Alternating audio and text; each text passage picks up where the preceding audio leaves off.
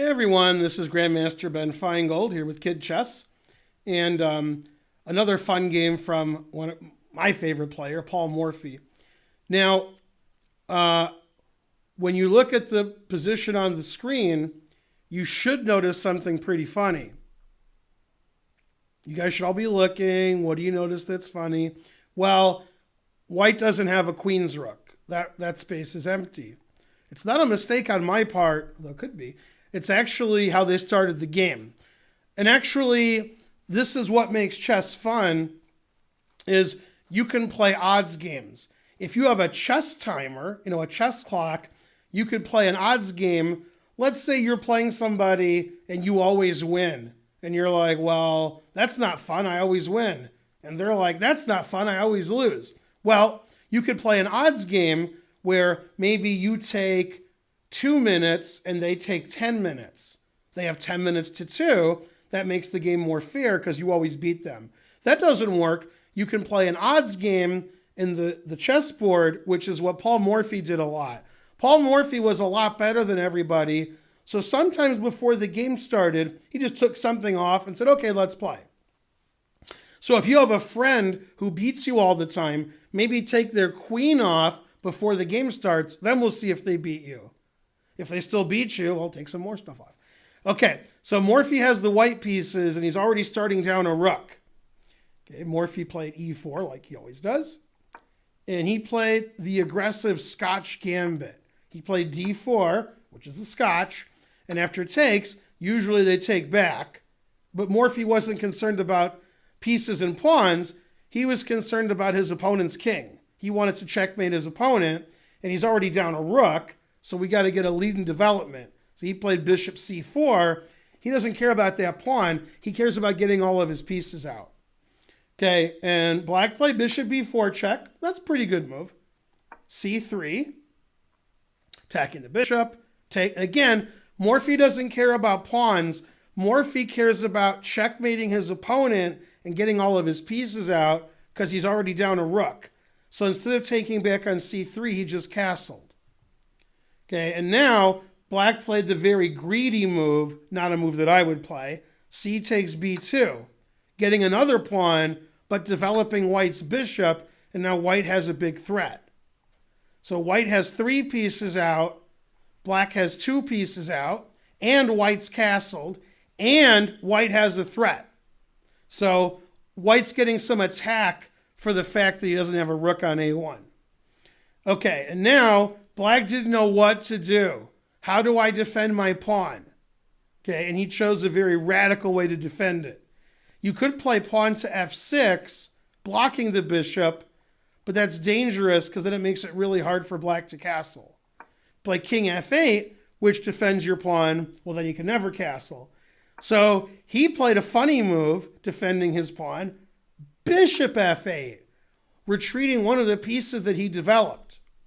So now white has 3 pieces out to 1, and white castled, and it's white's move.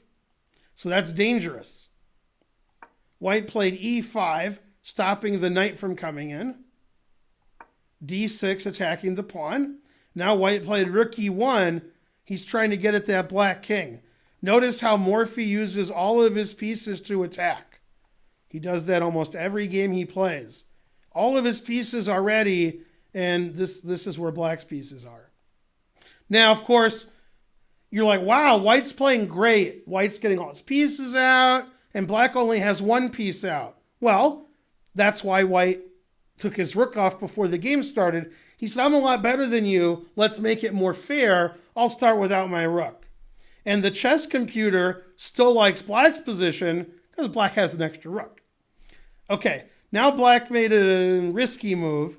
He took this pawn, opening up his king more. And now actually white has a winning position, but white missed a winning move here. Okay. Luckily for us, he missed the winning move because that way he got to do something spectacular later. Lucky for us. What he should have done, this is a very common trick that you should know. If you don't know it, you can learn it this game. Sometimes the queens can take each other. And in this position, bishop takes f7 check is a good move. Normally, if the king takes, we take the queen for free, but the queen's defended by the knight. So in this position, after takes, we play knight takes pawn check. And it's funny, you can't take the knight because you lose your queen, but the computer says you have to take the knight. If you take the knight, then I win your queen, and white's winning. If you don't take the knight, then your king gets in a lot of trouble, because you're going to have to walk your king into the rook's attack or into the bishop's attack. So not taking the knight's even worse. Your king is just too exposed. So Morphy should have played bishop takes f7 check, and actually the computer says black should go here. So black's in a lot of trouble, even though he's up a rook. Okay, Morphy didn't do that. Morphy played even more spectacular. He played knight takes e5, and black couldn't wait to trade queens. He's like, oh boy, the queens are off the board. Now I won't get checkmated. And Morphy said, no, I don't want your queen. I want your king. Take your queen later. He played bishop takes f7 check. Okay, now black made a bad move. Black should have played king to d8. Okay, but he played king e7, which is worse. And now Morphy played a tricky move, and his opponent couldn't figure it out. So Morphy won the game. Morphy played something called double check. That's when two pieces are checking you at the same time. He played knight g6 check.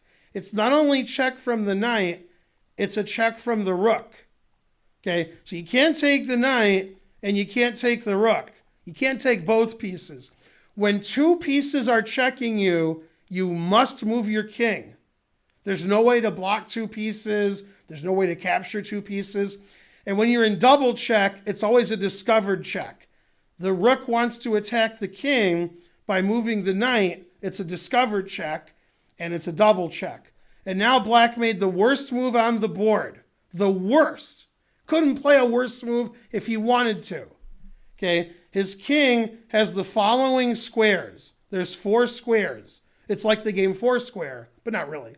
Okay, you can't go to f6 because of the bishop.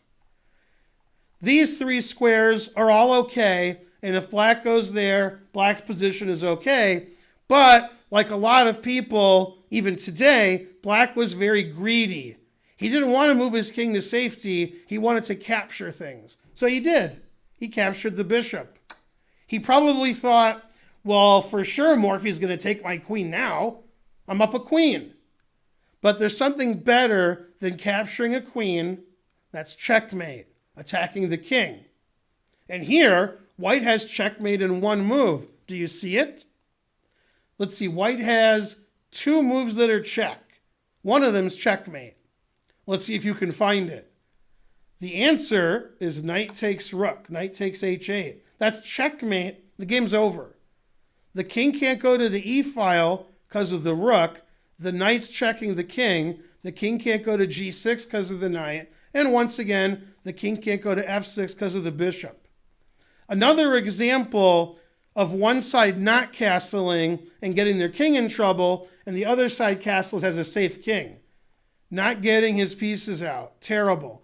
So Morphy, even though he started down a rook, he sacrificed his queen, and he accomplished his goal of checkmating his opponent's king. What an amazing player. He was very good at sacrificing pieces and attacking his opponent's king with the remaining pieces. He was really good at that. Maybe the best ever. Well, that was an exciting game. I hope you've learned by now you should probably castle. This is Grandmaster Ben Finegold for Kid Chess. Bye, everybody.